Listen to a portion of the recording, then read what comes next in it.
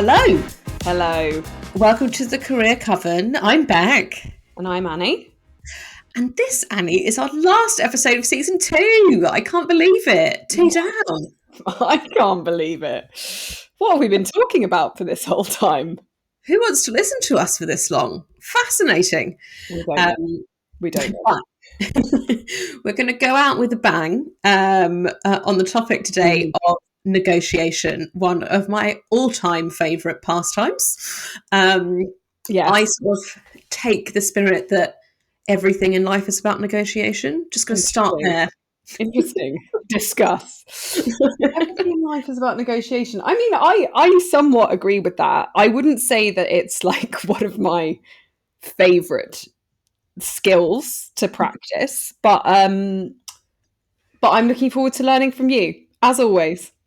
I love to negotiate to the extent that it's probably really annoying for everyone that I work with, my husband, everyone who I interact with. But I think, like at work in particular, literally everything is a form of negotiation and is like a key skill. So think about like, you know, in the media companies where I've worked at, sometimes that can be like a hard commercial contract negotiation, a partnership, a deal, or a vendor.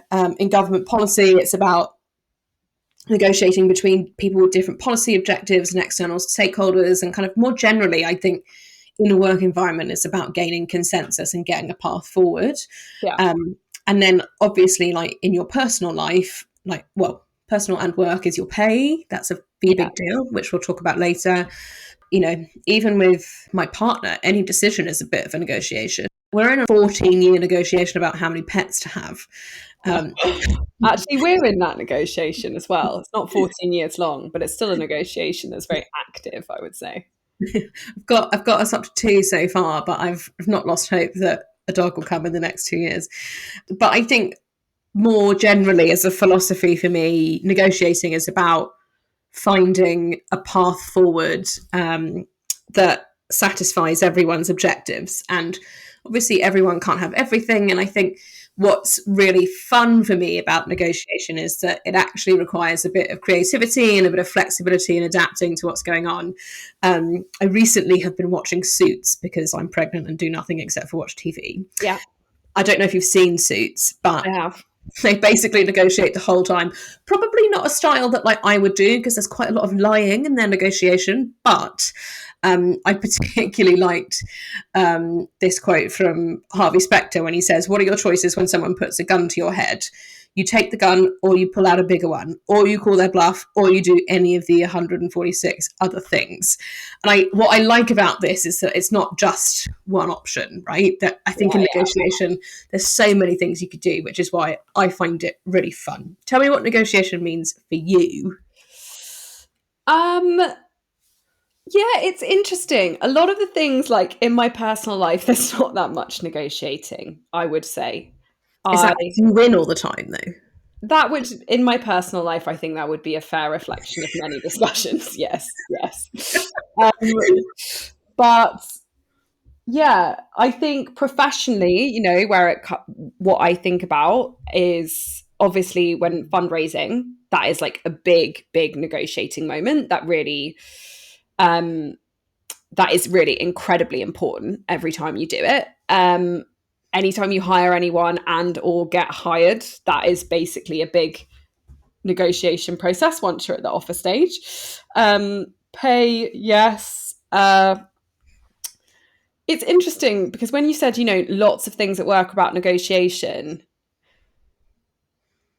that actually didn't resonate with me like that much. But then I think about when I was in a more complex environment where, like, the environment I work in now, everyone is a clear like discipline owner and they contribute their parts, but like whoever is the owner and the decision maker, it is usually quite clear. Whereas that was like once the organization got bigger and there was a lot more disagreement and the ownership was a lot less clear, then everything was much more like a negotiation.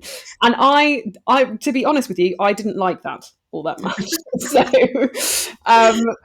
but yeah, I would say I have accidentally negotiated quite well in the past. Like I think I did I think I did an okay job at points in some fundraising negotiations.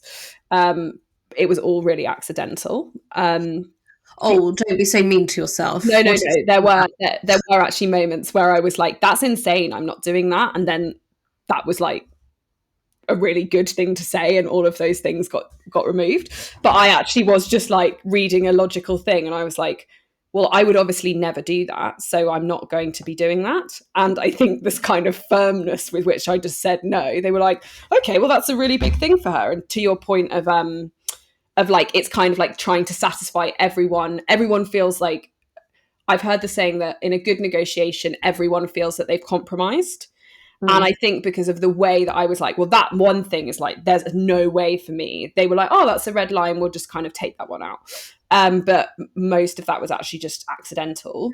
See, I don't think that's accidental, because actually, like, rule number one of negotiating is you have to know what you want, and you're just someone who knows what she wants quite deeply, it seems. So I wouldn't call that accidental. I'd just say you were unknowingly excellent, of course. Well, thanks for that big props there. But what I think is I'm a better negotiator on behalf of like an organization, and I'm a much worse negotiator on behalf of like myself. So I know that I have not negotiated pay discussions amazingly in the past, for example. I find it like so much easier to negotiate on behalf of other people than I do on myself. So I think that's like an interesting thing. Yeah, I mean, with pay specifically, there's a lot of like self-worth and sort of feelings around whether you should or shouldn't feel shame, or do or don't feel shame, or any kind of questions about your self-worth that all get emotionally wrapped up into what is a commercial discussion. But we can come on to that later. How did you prepare for your big fundraising negotiations? Um, I read in a lot of detail the thing I was negotiating over. I read some books about negotiating with Ooh. VCs. I Yeah, I think I tried to understand like what their motivations were, and therefore what I thought they would care about. And often, these things are they sort of you do know that it's a very, very, very commercial negotiation. That's what that is mostly about. It's about like how much can they buy for a price. So I do think that their motivations are quite clear. And so it's kind of on you to like work around those. So in some ways it's not always the like hardest negotiation, because there is one really, really clear goal from the other side. Whereas I think maybe more complex negotiations are when there are like lots of different things that are trying to be solved and lots of different agreements that are trying to be made. Yeah, and I think that I was doing it with a co-founder, and we had really thought about, to your point, what we wanted, what where our lines were, and what would be a red flag for us, or like something that we didn't want, what we would push really hard on versus what we wouldn't push hard on. Um, so yeah, that's how I went about that. What about you? How do you prepare for a kind of big negotiation? So I think probably really similar to what you said. I think being really clear on what is a must-have and a nice-to-have is really important. I think it's also really important to know and understand from all sides of the negotiation what is the power that you specifically have, and Yeah, yeah, what is your leverage, yeah. because that what is the valuable thing that you're putting on the table, and what does it mean for them, and what are the consequences about changes in that big bit of leverage. And then I think, as you said, just a bit of an appreciation of like what isn't reasonable, on both sides. I think if you're negotiating with someone, so for example, we're in the process of selling our flat. Our estate agent, who we wanted to go with, was like, oh, it's 3% fee. And we already knew that the market rate is 1.5. Right. And so we were just like, oh, cool. 1.5, or we're just going to chuff off because we know that that's what we can get elsewhere. And they're like, oh, I guess on this occasion we can do 1.5. Like, yeah, mate, all right, you prick. So, and then I think there's also having an appreciation of the stuff that is really valuable to the other party that you have. Yeah. That isn't that important to you, because those are things that when you're doing your sort of trading in the negotiation, those are the things that could be sort of deceptively valuable and could help you get more of what you want. I think another thing I would say about preparing for negotiation is just understanding the time pressure. I think time plays such an interesting dimension to negotiation. Yeah. Really important. And if you're the person, so important, Susan, if you're the person who's under time pressure, you're immediately at a disadvantage. Like, this is what's going to drive the kind of the final outcome of the negotiation. It can be really amazing if time is on your side, and it can also be really amazing as a motivator. It can completely change a negotiation, can't it? Yeah. Like, timing is everything, so they say, but like certainly in negotiations, trying to negotiate when there is no time pressure, which is quite an unusual situation, but it's also like it just makes things so much harder. Yeah. And it can really change the nature of the negotiation. If you're applying for a job and there's a time pressure, for example, the job that I applied to at the current organization I'm in, that was a maternity cover role, so they were under a lot of time pressure to get me in the door, which gave me more leverage because I wasn't under pressure. So that's really helpful. And I think more generally speaking about pressures in negotiation, there is a lot to be said about whether there is a kind of perception of pressure or not. You basically want to look like you could walk away and just, if the deal's not good enough, you're going to bounce, no problem. Yeah, definitely. Well, you don't want to look thirsty for the deal. If you start to look desperate, then it smells. Desperation smells. And they will catch that. So even if you are desperate, I would just encourage you to try not to look desperate or kind of come across as desperate. And like, more generally, if you're willing to walk away, the kind of economic circumstances of that are that the supply outstrips the demand and you can go elsewhere. So like if you're haggling in a market where there's lots of fruit stalls, you can go like, I don't like that price, I'm going to go somewhere else. But, there are examples of that in other contexts as well. So I think that's important to note. I would also say I sort of treat negotiation a bit like chess, which is where you have to play a few steps ahead.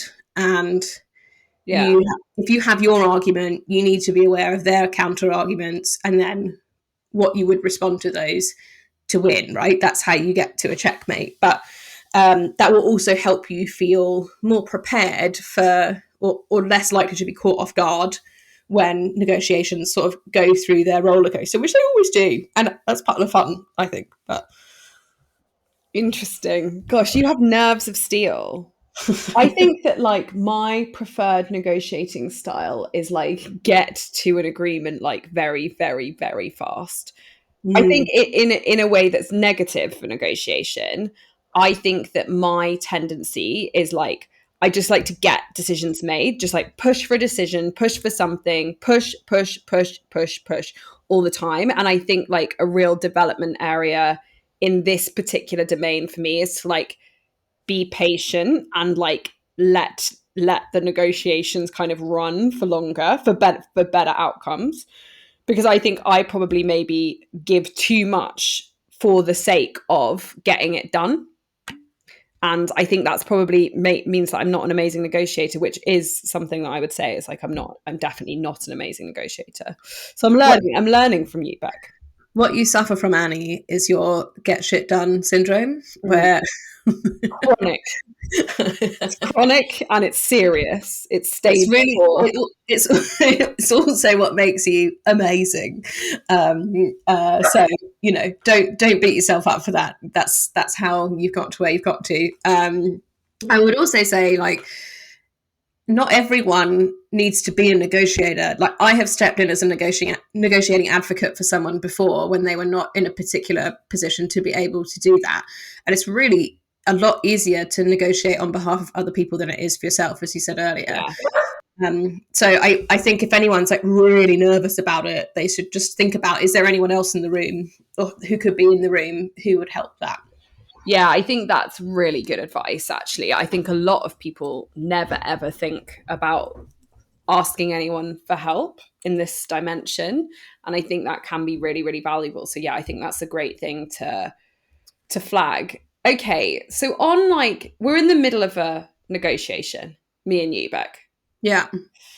How do you sort of conduct yourself within a negotiation? Like, what are the rules of play? Well, because I've done so much prep for this negotiation, I'm coming in cool and confident, but Okay. not a dickhead. So not a dickhead. Note number one: not a dickhead. what I'm coming across as is not submissive. I will not roll over and let you sniff my tummy. Great.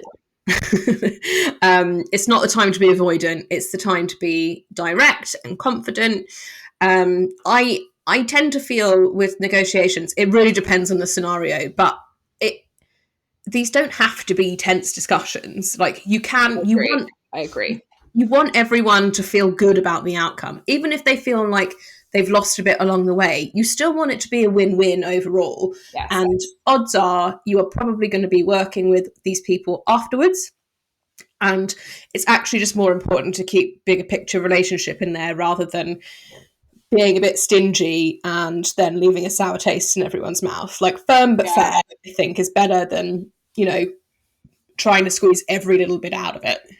I think that is really brilliant advice, especially flagging that in the majority of cases, you will work with these people again in some form. So yeah, you shouldn't leave it like wanting to kill someone, I don't think. Wanting to kill each other. Yeah, I mean, ideally not. That's like quite a serious escalation for negotiation, murder. I think also on this context of people that you're likely to work with, if you're entering a kind of new partnership or something with the organisation that you're representing, you do want to start it feeling quite exciting and visionary in your pitch, right? Like, you want to get them really jazzed, because basically it all goes downhill from there in a negotiation when you start picking off bits in the table. So you need to start from like a really good high point. I imagine for you that's probably your like pitch deck from Alva. Yeah, and obviously you're like in that particular example, in a fundraise, you have got them really excited. You have spent a lot of energy getting them to a yes, which is like the hardest part. Is like, yeah, we want to enter this partnership, and I think that the way it usually works, or the way it can work in a good version of this, is like, once they're sort of over the line and committed, it is a very positive discussion, because it is about like, how do we want to collaborate together moving forward on a very long-term partnership? So getting to a yes is hard and takes a lot of like energy, but then the tone is generally like very constructive because everyone is really excited. So that's what I mean about, it's a very stressful scenario for a lot of people, but it's often not a stressful, like horrible negotiation, because everyone's like, yeah, we're it, let's go, If anything, I could do with that being slightly dialed down in the whole kind of thing. But there we go. That's just my preferred way. So yeah, I think it's definitely of a very positive tone.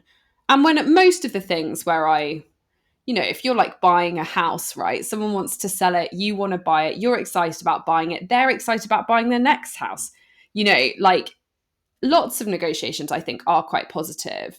Though I do think the skill of negotiation maybe has a bad brand of like, oh, yeah, negotiating. Oh, that's so hard. I don't want to think about doing that. Yeah, I actually think people just avoid negotiation because I think they see it as too synonymous with conflict.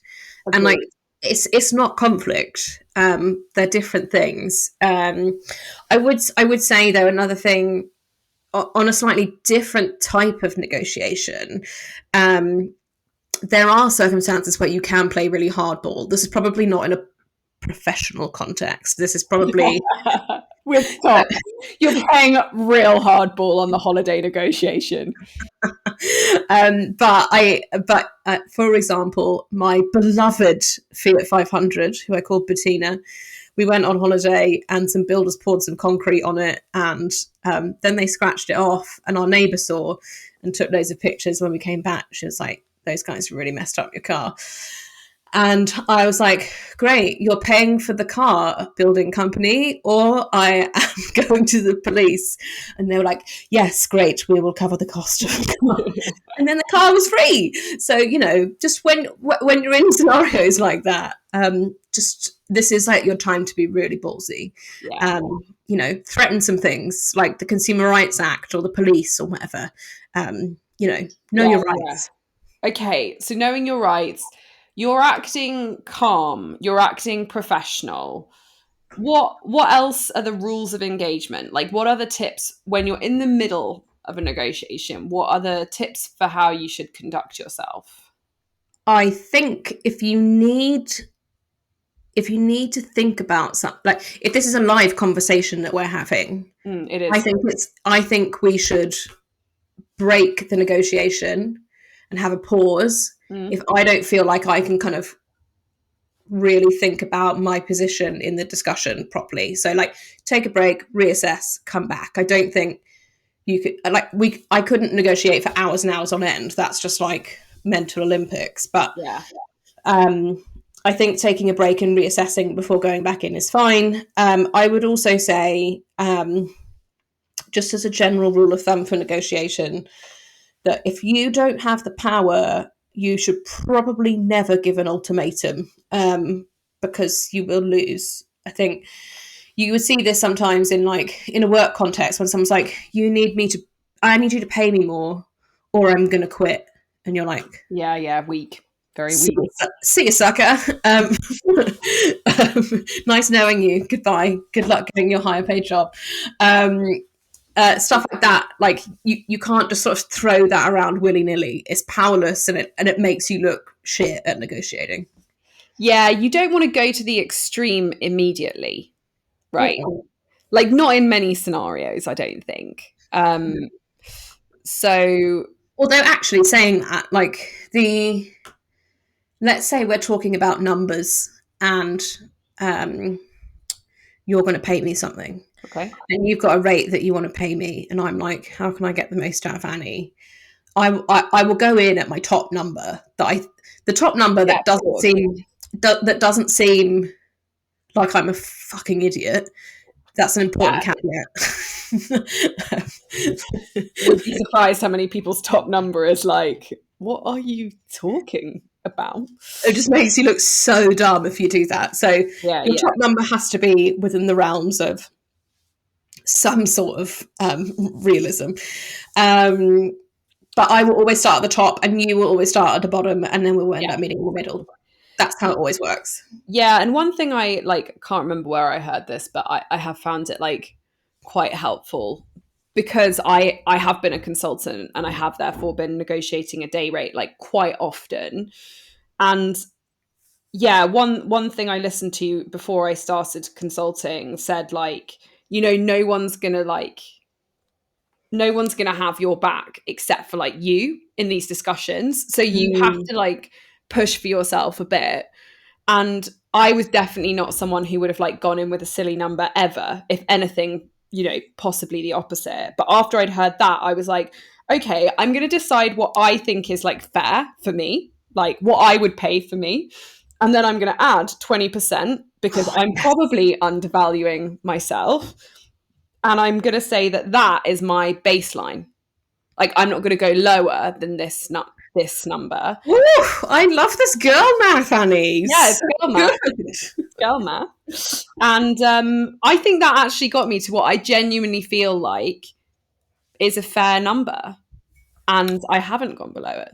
I'm going to write this in my iPhone notes as soon as we finish this conversation. That is a small piece of genius Thank you. from our Annie Coleridge. I don't add much, but every now and again there's a nugget of wisdom that comes out. That was an accidental one. I think that was a great one. Adding 20%, Yeah. and then saying not below. I absolutely love that. How did you feel you went about benchmarking your day rate when you were starting consulting? It was really hard because as an ex-founder, you have like a lot of skills. Many of them you don't have any kind of deep expertise in. So you are that like real generalist. And what I found was like it's hard to benchmark yourself, like, because there aren't that many other generalists. And also, if it was like, let's say it was an ops piece of work and someone was like, I want you to do a people strategy for my organization. Well, I'm not the best qualified to do that. I have done my own people strategies, or I had at that point, but like I wouldn't have been as well qualified as like an ex HR lead. I just wouldn't have. So I think it was actually more about like me backing myself for like how quickly I could solve problems. And I sort of was like, oh, I would only pitch for work properly if I knew they needed a generalist, or like something I could really do and something I felt really confident in. And then I pitched, on what I would, on that girl math equation, because I didn't, like, some people would react to my day rate and be like, what? And other people would be like, yeah, of course. And I was getting like such disparate reactions from companies that were at a similar size with a similar amount of money, that I was like, it seems like my value is based on how much you need a generalist. So I'm just going to be confident in my like bottom number, and I'm not going to go below that. And then I have to look for these opportunities of where they need like this kind of generalist person. And that's how I did it. I do think there are ways that you can benchmark that are more useful than this, but I'm not sure I think it's an art, not a science. Yeah.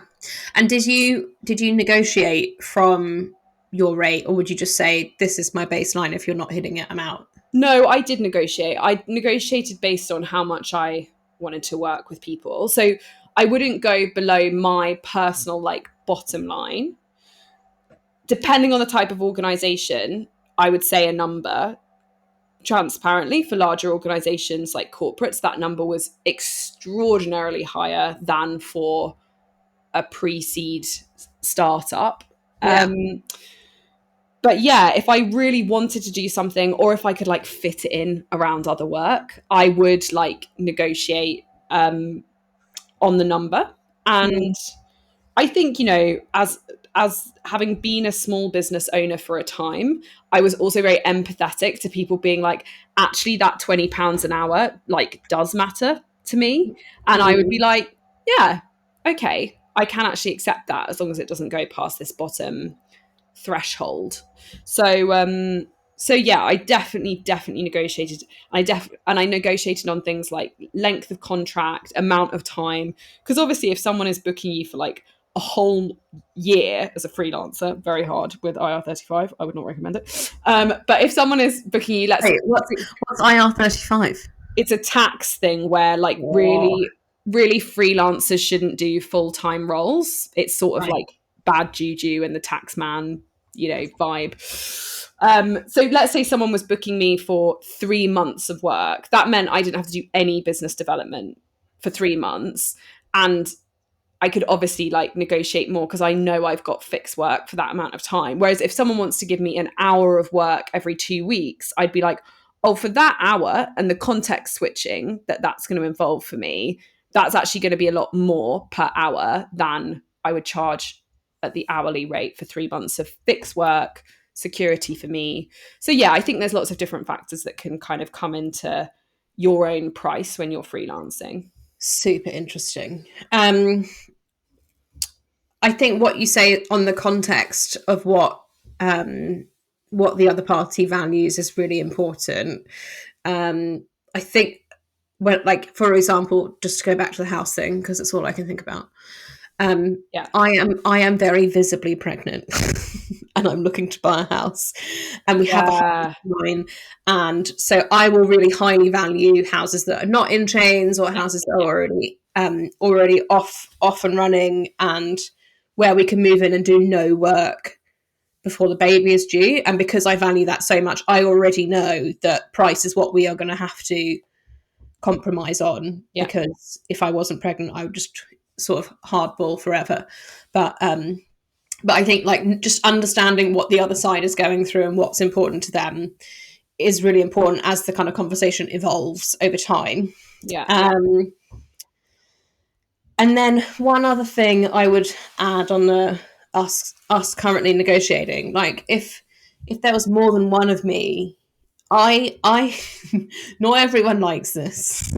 Some might classify this as a bad negotiating tactic, but good cop, bad cop, I am quite a fan of. Interesting. Yeah. Go on. Um, I assume that you're bad cop. every time. Every time. but but I'm also fine to be bad cop, because actually, I mean, this, I feel like this is actually just going to translate directly into I was being just a parent. about to say that exact thing. I was like, oh, I'm glad that you're comfortable with it because this is your life now. Tom and I always discuss it. But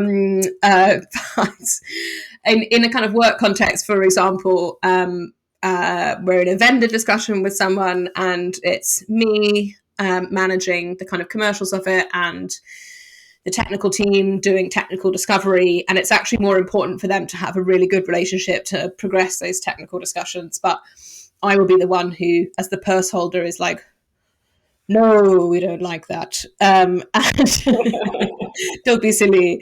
But equally, if the technical team have something that they're really fucked off about, I can rep that for them, so it doesn't damage their relationship. I think that's important. I mean, so I got that advice from my sale advisors when I sold my company. So I didn't actually like want to have a job with the acquirers, but had I wanted to, they'd said it's really, really important that you have a middleman when you're negotiating like your salary and your role. Because of one of the things you said, which is like you want this to all be like good vibes, and you don't want to be the one being like, this is the number, this is the deal, like I'm walking away, like this is, you know, a really firm negotiation for your role. But yeah, they were like, it's always good practice if you can in important negotiations to like have a face of the negotiation that isn't you. And that was a really big learning for me. I honestly wouldn't have even considered that had I been wanting to join them. I would have just felt like, oh, this is a normal job negotiation, but it wasn't. It was sort of a bigger conversation than that. And you had a lawyer do that, right? And you really rated him. I love my lawyer, Simon. I would recommend him to everyone. He's a Swiss Army knife who I trust with my life. He did some of it. I also would say that like my advisors did a lot of stuff on my behalf. So like the actual kind of they sort of did a lot of that heavy lifting actually. So they were all really, really useful. Because I just wasn't to another one of your points, like I personally was not in a place where I could have negotiated for myself at that point in time.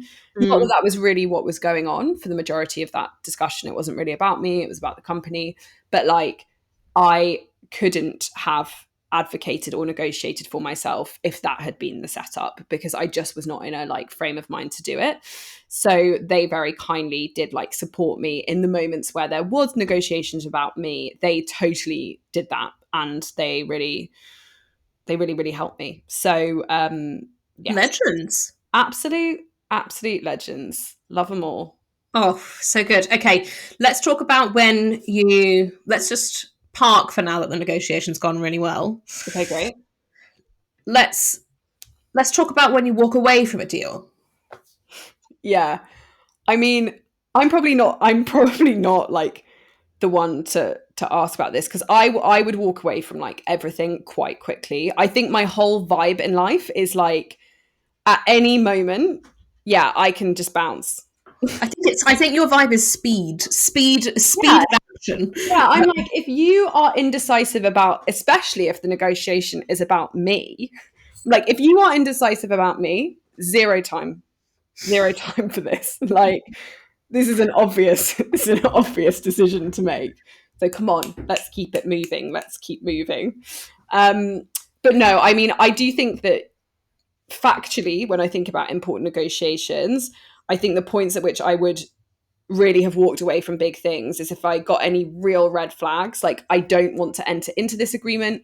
This is no longer relevant to me. My gut instinct on this feels wrong. I think that's one really important thing. Another is like, yeah, if I felt like any form of like lying, and I think like you put this in your notes as well, like dishonesty and stuff. I think that is a real, it undermines like what I would say like the rules of the game are. If you just start like absolutely like wildly lying or sensing that people are lying, or even just like withholding information, right? Like you sort of enter the playing field in good faith that you're both there for the right reasons, but if you feel like the other person is just trying to get one up on you for the sake of it, like that's not a good fight. Yeah, and 100%. If this is also like, as for many people, it will be the most relevant example is pay negotiations, right? Like that's what most people, when they're listening to a career podcast, will think like pay, negotiating an offer. And if you really feel like someone is at an offer stage, like lowballing you to such an amount that it's like offensive, which I have absolutely had, I'm like, sorry, what have we even been doing here for the last 5 hours? Like, absolutely not. I'm not even talking like that is, it is done. We're like done here. This conversation is just done.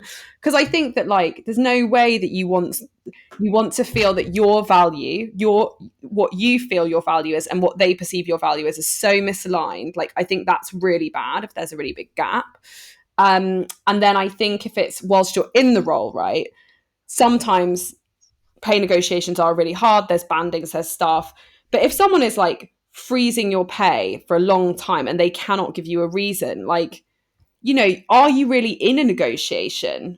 Or is there just like nothing to really negotiate over here? And then I would say that's something to just walk away from, because you can lose a lot of energy if you're not like really in a proper negotiation. Yeah, I mean, like that's a real way to sort of suck the life out of enjoying work. I think what I would say, repping the large orgs, is that typically once a year there is a pay review, and if you are on time and have all your stuff sorted out for your pay review, and your boss advocates for you and pushes it through, there is one time a year in which that is more straightforward than any other time. Yeah, and that prepped for that moment. You gotta be prepped way in advance for that moment. You gotta know when that moment is. You gotta know what you're asking for. You gotta be lovely to your boss for ages. All of those things. I would, to your point about like people just totally lowballing you. There is obviously a very well-known phrase called "don't negotiate with terrorists," which is like just generally a good point. Just think about how you define terrorists in your field. But like, there is no point in having a negotiation with someone who is just totally out of line or unrealistic or just like has bad motivation. Like it's not worth doing that at all. You will just waste your time and then probably still lose out something anyway.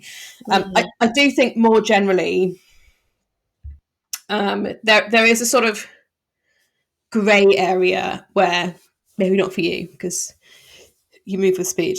Maybe it's for me, which is where you start to think about at what point in the negotiation does this stop looking like a good deal? And that will differ for everyone. But for me, that would be like they're starting to be unreasonable. Continuing this conversation isn't going to get me anything else out of it that's worth more than the effort I have to put in. Like a really minor example of that is when people want to squabble over splitting the bill. And I'm like, I'm losing the will to live. I will pay an extra £10 to stop. That's when I think it's time to start like evaluating what's going on. And then just more generally, like, are you compromising too much on your red line area? Yeah. That's when I think you know. Yeah. Okay, right. Let's get into the specifics because, as I said 2 minutes ago, I do think that most people will think about negotiation as it relates to pay rises specifically. So I would love to get your tips on what works well when negotiating a pay rise and then what might not work so well. We're talking about pay rise or a new job? Pay rise. I think you're in the organization. Oof, this one's so much harder. Sorry. We can do the new job one if you prefer. We can start there. You've got to do both. You've got to do both. Got to do both. Okay, well, let me start with a new job. Okay.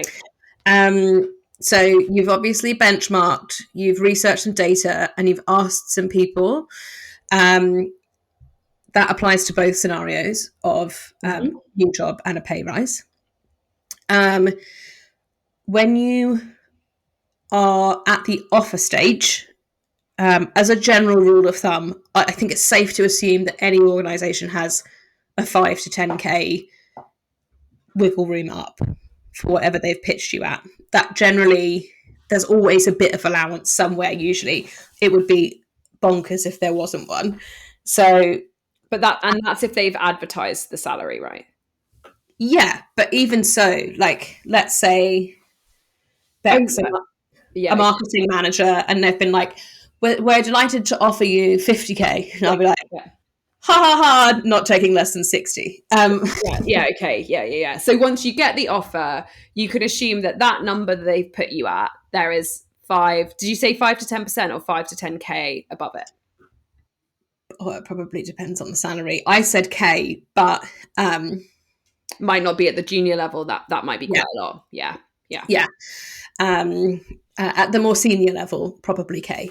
Yeah, but lower percentage. I think it's also, you have to have that conversation at the right time. I think, I don't know about you, you've interviewed more recently than I have, but typically the pay is like the last thing to come up at the offer stage for me, in most of the interview processes that I've done, which I find really fucking annoying. But that is the reality of it. Is that your experience as well? Yeah, I guess there's quite a lot that's already been ironed out before you actually get the number. Yeah, and so when you first receive the number is when you negotiate the offer. Do not accept the offer and then negotiate on salary. Not possible. No bueno. Already done. You locked in. Yeah. No, of course. Yeah. I think I did that in like my first job, and they were like, "What?" It's like, I've decided I'm worth more. They're like, "Ha ha ha, you're an idiot." I also think just on that, one thing I thought of before this episode was, I remember someone negotiating, like trying to negotiate quite a big pay rise at their 3-month probation, which they passed. And that went down like a sack of shit. Like, of course. For sure. So if you're not happy with your offer, don't say yes to it. Like, don't say yes thinking you could like wiggle up when you get there. Like, that's actually really unusual. And in some organizations, incredibly hard. So, I would say like the time to negotiate is definitely at the offer stage. It's not at probation. It will probably be, for most organizations, 6 months to a year after you join. Yeah, I would say it's closer to a year at least. Agreed.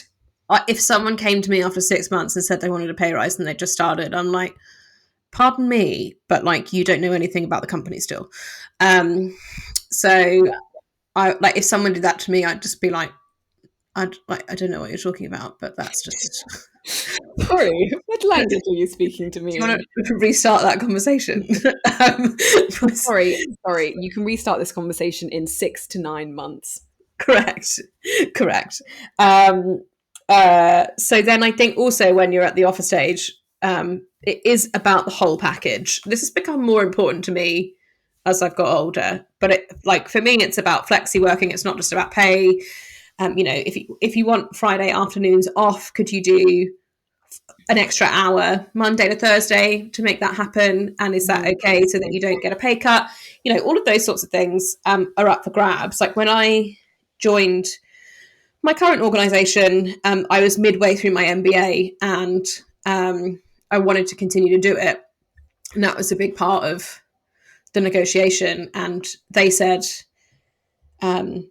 we're not sure, and it will take HR a million years to find out whether we can do that because it's all to do with the government apprenticeship scheme.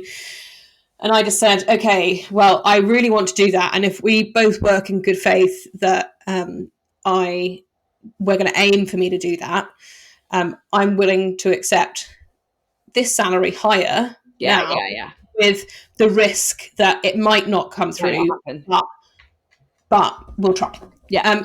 And then it worked and it was fine. So I think there's a lot of things that you can negotiate on that aren't just pay or use them as leverage. Okay. Shall we talk about, actually one more thing on just a new offer, getting a kind of offer. Yeah. I think if you pretend to have a hard deadline and another offer when you don't have one is a really bad idea. Yeah, I agree. You just have no leverage and you'll just annoy them. Like there are lots of legitimate reasons why interviews and stuff takes a long time, especially in a big company. So I also wouldn't ever read a delay as an assumption on the outcome either, but giving a false urgency and just generally being a bit dishonest in your negotiation as well will probably read. I agree with that. Okay, let's talk about in-role pay rise. This is such a hard one because I also face this with myself every day, but everyone wants more pay. The women deserve more pay. Until gender pay gap is closed, we will continue to advocate for more pay. Amen. Amen. So I do think, to our earlier point, there is a minimum time that you need to have demonstrated your effectiveness at. I wouldn't do it before a year, personally. I would be pretty annoyed if someone did it to me under a year. I'd just be like, you're crazy. That's not going to happen. That's just not how it works. And I think that's for a few reasons. I don't think you really get amazing at your job before 6 months. I would agree with that, especially in more senior roles. Yeah, because there's just much more complexity, much more stakeholder management. Like there's just much more information that is unsaid that you have to understand and take on board. So I would agree with that. Yeah. And I also think the point at which you want to ask for more pay is when you've demonstrated, this is like a combination of things, but you've demonstrated high performance and business outcomes. And I don't think you can do that in a short period of time. And you can evidence that and say I did this work and this work saved £4 million, or whatever. Or you have considerably more responsibility. I do think if you are being given an extra team or an extra discipline or an extra function, that should probably, at whatever time that occurs, come with a question of what are you paying me more to do that? If you have more responsibility and responsibility change, I think that's fair. But again, I wouldn't expect anything enormous. I think maybe a 5% for that type of thing. Would you say in general, in larger organizations like the one you work in, is there an amount where it's unusual to even be able to get above that? So when you say 5%, for example, that to me is is that a litmus test of most pay rises are around kind of 5%, and if you asked for 15%, you would be wildly off. I think you'd have to have many years of high performance and a tsunami of goodwill about your existence in the organization for something like that to go through. I also, the organization I work in is sort of quasi public. So I imagine that the salary rules are probably more restrictive than evil corporates. Um, but I think just also all salaries are banded. And so there is always going to be an upper limit on what you can get within your band. And most organizations that I've worked in with banded salaries will not move from the top of the band. And in order to get another pay rise, you need to get a promotion. And those things don't come like particularly easily either. So that's why I would say if it's just enroll for a pay rise, I wouldn't expect that much each time. What I will say is that the organization that I am in does an annual. It's really fun. I've never worked in an organization like this, but there's an annual negotiation with the union where they negotiate pay rises, and they're meant to do things like address cost of living and inflation and blah, blah, blah. So actually, for the last 3 years, without me doing anything, I've got a sort of up to 5% increase each year. Yeah, because of inflation adjustments and stuff. Yeah. But I don't know that every organisation does that. And so if my organisation didn't do that, I would definitely be factoring that into my quest for a pay rise. Yeah. Because the real effect of your income is totally deteriorating if you factor in inflation, and that's not been added to over the last 3 years or so. So I would add that to your... Yeah, I agree. The one corporate I had worked in did do that as well. So did have a kind of weighted annual system that kind of took into account inflation, cost of living, etc., and then adjusted pay differently at different bandings based on that. So yeah, that's really good. And one other thing that I would say about negotiating pay in an organization in a role that you're already in is it doesn't have to be just base pay. You can negotiate on bonus. And bonus tends to be where there might be a bit more discretion, or like it's slightly less controversial, or there might be a higher variance in the bonus schemes that are about that has more flexibility for you to tap into. So I would obviously prefer a base pay rise, but that is a good back pocket for you. And I think if you're in a company where you have some ownership, everyone always forgets that they can negotiate on equity. And definitely recommend. What have I missed about in-role pay rises? Yeah, I would say the main one is that you can negotiate on equity and ownership at any point. It's not just when you enter a company. And I guess as a company owner, if someone came to me and they didn't want more pay, but they wanted more equity, if you are genuinely happy with that, then you are reflecting that you value your ownership stake in the company. And that is usually a positive reflection of your like loyalty, your sort of optimism about like what you think this company will do. I think a lot of especially people who are maybe in their first startup role and they get an equity part of their offer think that initial offer is it. You can never ask for more shares or more ownership at any point again, and that isn't true. Can you, for the lay people, brackets me, who don't understand how this works, what is like a good equity offer if you're starting? Let's say, it varies. It varies based on the value of the shares, which is the size of the company and how much money they've raised. So, and what happens is every time you raise more money, the shareholders from the last round get more diluted because you reduce the value per share. So let's say I was at 5% before your fundraise. Now I'm at 2.5%. Exactly. So I do think that if you're a really high value employee, you can talk about the value of your shares at every fundraising point, like for sure.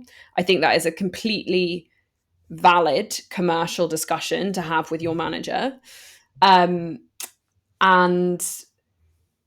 yeah, what else would I say is So they can be worth nothing shares. So that's the risk, is like if the company never sells, goes under, fails, all of that equity never comes to anything. It's never worth anything. But if there is an exit event, it can on the other side be worth loads. You can get tens of thousands if you have a significant stake. Equity usually vests over a period of time. So if I gave you 5% of my company on day one, most equity offers have a vesting schedule of 4 or 5 years. So can you use normal words for the non-finance listeners? Yeah, so you would get you'd get an offer that said, Bec, I'm going to give you 5% that you earn over the 5 years that Got you're it. here. And they do something called a 1-year cliff, which means that if you leave before a year, you get nothing. But every year you get 20%. So providing that you are here and you give a year of value, you get your 20% of your 5%, which is 1. And then you get 1/12 of 1% every month vesting over the years you have. People can also change those vesting schedules. So it can be 4 years, it can be longer, can be like 8 years.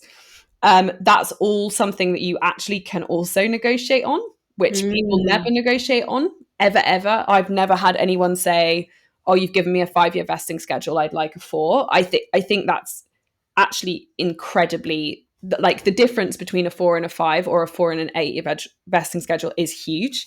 I would say some founders won't negotiate on that, but like you can ask, you can ask all of these things. So let's say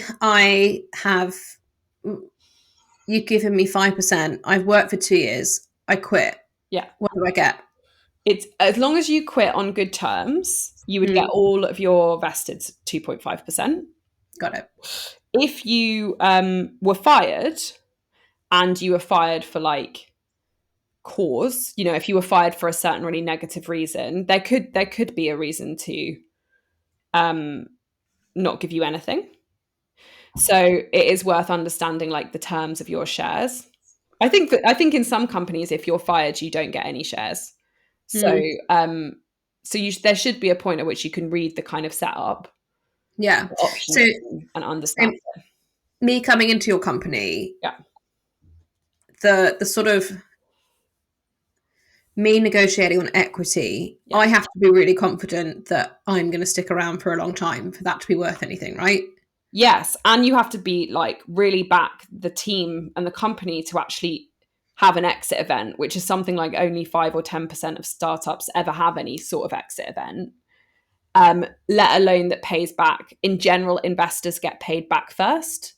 So you come after the investors. So only after everyone who has put money into this company gets their money back do you get anything. So that's another consideration, is it you have to, like, these companies have to be quite successful if they have investors. Very different if it's a bootstrapped company and you don't have investors, because then you just get some. If the company sells, you just get a nice little chunk. So I think that, if you are like considering like a bootstrapped company and they offered you 5% of the company, that is a really like considerable offer. Like if that company sells for X million, you're getting like 5% of that. Like that's a very generous offer. I would say for everyone listening, 5% is a very generous offer on equity. Absolutely huge. Very unusual. It's because I started at an aggressive negotiating point. Okay, I think that is all we wanted to cover today. Is there anything else you want to say on negotiating, Annie, or will we wave off our second season? Au revoir, second saison. Thank you everyone for listening, and thank you so much for coming on this journey with us again. We look forward to getting back in touch with you for season 3. Thanks everyone. Bye.